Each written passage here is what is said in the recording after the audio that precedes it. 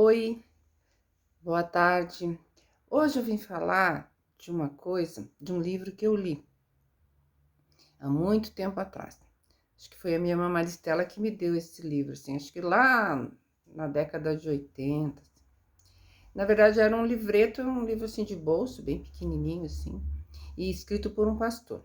E o título do livro era Há Poder em Suas Palavras. Então, nesse livro, esse pastor, ele explicava assim que as pessoas quando vão pedir, né, quando vão orar, elas acabam errando, porque elas são muito genéricas assim, né, nos seus pedidos, nas suas orações. Então ele dá um exemplo de uma moça que um dia pediu assim: "Ah, eu queria um caminhão de roupa". Aí um dia, um caminhão desgovernado cheio de roupa adentrou a casa dela assim, entendeu? Então, aí ele falou, ó, atendeu o pedido, né? Não era o que ela queria, porque ela não foi específica. A outra dizia assim: ah, eu queria ser muito amada. Ela começou a ser assediada por um monte de pessoas que não era o que ela queria, né? Ela foi reclamar para o pastor e o pastor falou: olha, você foi genérica, né? Você tem que pedir assim: ah, eu quero amar e ser correspondida e ser amada, né? Por alguém que me ame, que eu ame, que seja fiel, honesto, sincero, né? Trabalhador. Porque ele falou assim: não adianta você ser amada, amar e ser amada por uma pessoa que tem um caráter duvidoso, uma pessoa que bate mulher, uma pessoa que vai viver encostada em você, né? Então, tem que pedir uma coisa bem específica, né?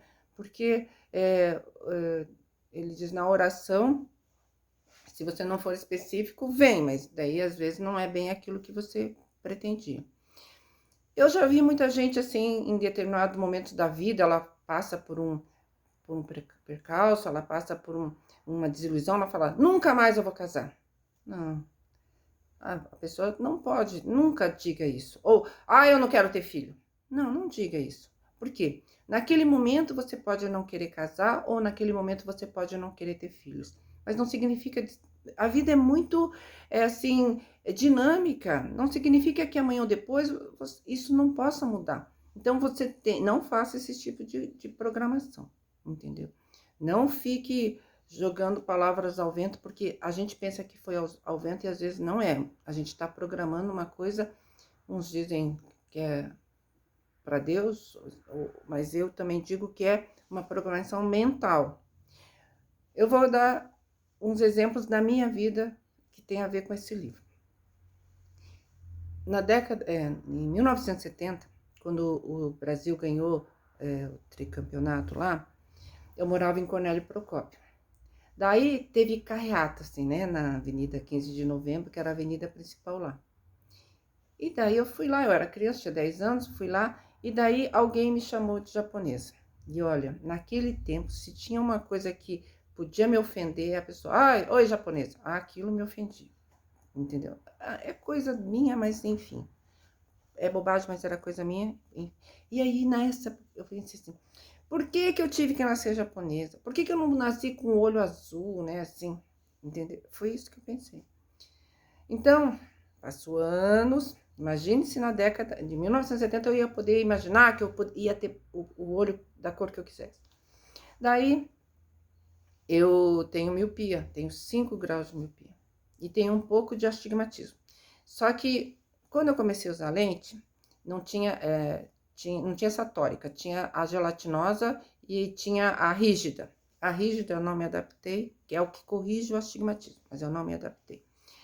Daí um dia o médico falou assim para mim assim, olha, tá chegando no Brasil umas lentes coloridas. E essa lente colorida, ela é mais espessa do que a lente normal. Então, ela pode corrigir o seu astigmatismo, que é pouco. Porque também é assim, gente, olha, imagine, você pega a lente incolor, coloca no potinho.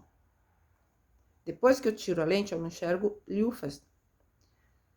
Invariavelmente, no dia seguinte, eu ia ver, a lente não estava no potinho. Porque eu não coloquei dentro do potinho, e não vi, e perdi a lente, sabe? Assim, era assim. Então, aí ele falou da lente colorida. Daí, tá, experimentei verde, experimentei mel. Quando eu experimentei azul, eu quero azul. Naquela época, eu nem lembrei que um dia eu tinha desejado ter o olho azul, sabe? Muito tempo depois, eu falei, nossa, um dia eu desejei ter o olho azul. Mas olha, o preço, né? 5 graus de miopia, entendeu? Por isso que a gente tem que cuidar com o que a gente pede. Daí, um outro exemplo que eu vou dar para vocês é assim. Em 2005, eu comprei um Celta 0 quilômetro.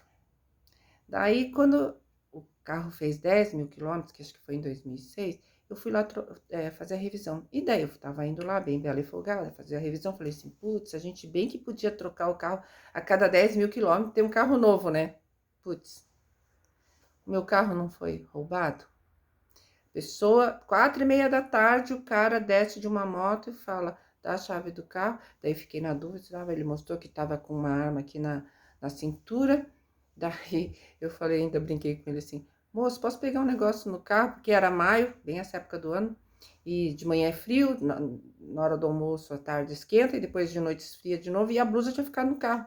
Daí ele falou assim, moça, isso é um assalto, não é brincadeira não.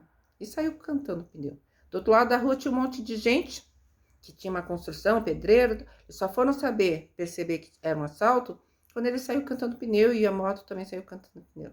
Aí eu tive que trocar o carro com 10 mil quilômetros. Olha o perigo, olha a programação, né? O outro exemplo é, eu tinha um prêmio que não era um prêmio, era um castigo. Ele não tinha ar quente, então chegava no inverno, ou no dia de frio, chuva, a gente tinha que andar com manta, cobertor dentro do carro, porque tinha que andar com a janela aberta, senão passava tudo. E e o carro vivia dando problema. O Jaime nessa época morava, não sei se morava em Sinop ou Cuiabá, ele vinha a cada 2 meses e cada vez que ele vinha, ele tinha que levar o carro no concerto. Porque mulher é assim, né? Vai no concerto e a rebimboca da parafuseta e a gente não entende porcaria nenhuma. Até que um dia ele se encheu e falou assim, vai lá e compra um carro, vende esse carro e compra um carro 0 quilômetro. Porque era o que eu pedia. Eu quero um carro 0 quilômetro, quero um carro 0. Só que eu esquecia de falar a palavra mágica. E qual que é a palavra mágica? Quitado. Não falava, eu quero um carro 0 quilômetro quitado. Não veio o carro e o carnê. Tinha mês que eu tinha que pagar no advogado. Putz, porque era uma época dura, difícil. Eu ficava, putz, por que eu comprei esse carro? Não, tudo bem. Passou 36 meses, o carro quitou o carro. Enfim, se eu tivesse que ter juntado o dinheiro, eu não teria juntado. Enfim, tudo bem. Mas, por isso que eu digo, tem que pedir inteiro. Eu quero um carro 0 quilômetro, quitado. Eu quero uma casa, quitada. Não é? E o outro exemplo foi assim, eu morava em 94, 95, eu morava lá no Jardim das Américas.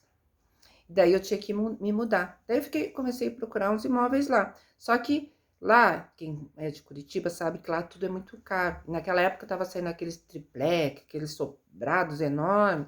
E daí eu falava assim, eu queria um sobradinho. Porque é o que dava, né? Era o que dava pro meu bolso, sobradinho. Tá, daí não deu certo o sobradinho lá, tal. Daí a gente veio morar aqui pro JuViver, tudo bem. Passou anos, né? A gente mudou aqui em 96. Aí em 2010, eu tinha me casado, né, pela segunda vez, e mas ajudava em casa, assim, tinha ido morar com meu segundo marido, mas ajudava nas despesas de casa. Daí eu falei para minha filha mais velha assim, olha, a mãe vai se aposentar, e daí a renda da mãe vai baixar, e a mãe não vai poder ficar pagando todas as contas da casa, né? Então, vamos ver se a gente acha uma casa, um apartamento que o condomínio fosse mais barato. Que aqui em 2010 era R$ 500 o condomínio. Porque o nosso prédio é pequeno, tem poucos apartamentos, então divide as despesas com poucas pessoas, né? Daí comecei a procurar, né? Um apartamento. Um dia na Imóvel Web apareceu um sobrado lá no Jardim das Américas, um condomínio fechado. Não é o que a gente está procurando, né? Porque é uma questão de segurança e tal, mas é condomínio fechado, vou lá dar uma olhada. Daí eu gostei do imóvel. Ele estava barato porque o imóvel estava muito judiado, sabe? Assim, pra você ter uma ideia, a escada não tinha nem forração, assim, sabe? Tava no cimento seco, assim. A cozinha era um corredor estreito. Mas eu pensei assim, olha, essa cozinha a gente pode abrir para sala, tal. Mas o que me impressionou é que ele era ensolarado. E aqui em Curitiba, quem mora aqui sabe, casa tem que ser ensolarada, porque senão você não aguenta o frio dentro de casa, né? E o condomínio era R$ 50, né? Então a entrada da garagem era pro condomínio fechado e a entrada da casa era para fora, assim, era externa. Daí falei para minha filha, olha, vai lá ver, se você gostar, né, a gente compra esse imóvel para você. E deu certo. Então, ela gostou e tá lá o sobradinho. Então, mas é aí que tá. Passou um tempo, é que eu lembrei que eu falava o quê? Que eu ia comprar um sobradinho. E é o que veio, um sobradinho. Porque ele é pequeno, sabe? Eu falo pra ela assim, minha filha, a mãe podia ter pedido um sobrado, né? Não precisava ter pedido um sobradinho, né? E veio um sobradinho, bem pequenininho, assim, enfim. Então, é por isso que eu digo, vocês têm que cuidar com o que pede. Cuidar, porque uns dizem que é o poder da oração, eu digo que tem a ver com a oração, mas tem a ver com a programação mental, sabe? O cérebro da gente, ele não é assim, ela disse isso, mas ela queria dizer aquilo. Não, ele entende aquilo que você tá falando. Ele é muito, assim, ele é muito específico, sabe? Assim, ele não consegue entender. Não, ela disse aquilo, mas ela estava querendo dizer aquilo outro. Não, você disse aquilo, é aquilo que vem. Nem mais, nem menos. Então, eu digo o seguinte, pessoal, peça, saiba pedir, mas saiba que se você pedir, você vai receber. Às vezes, não na hora que você quer, né? E até, uma vez eu li um livro do Deepak Chopra, que dois livros, Criando Prosperidade e 7 Leis Espirituais do Sucesso. Daí, eu nunca entendia por que uns sonhos que eu pedia, eles aconteciam e outros não aconteciam, ou demoravam mais para acontecer. E o Deepak Chopra, ele diz que a gente tem que fazer e tem que deixar, não pode ficar pensando, eu quero, eu quero. Se você pedir, ficar pensando, pedindo toda hora, você não está deixando o cosmo, o tempo, Deus, sei lá, a mente, preparar aquilo. Ele diz que tem que pedir e tem que largar. E aí, uma hora vem. E eu comparo isso a um bolo, né? A um pão. Se você põe o pão para crescer e você fica abrindo o forno toda hora, ele vai demorar mais para crescer.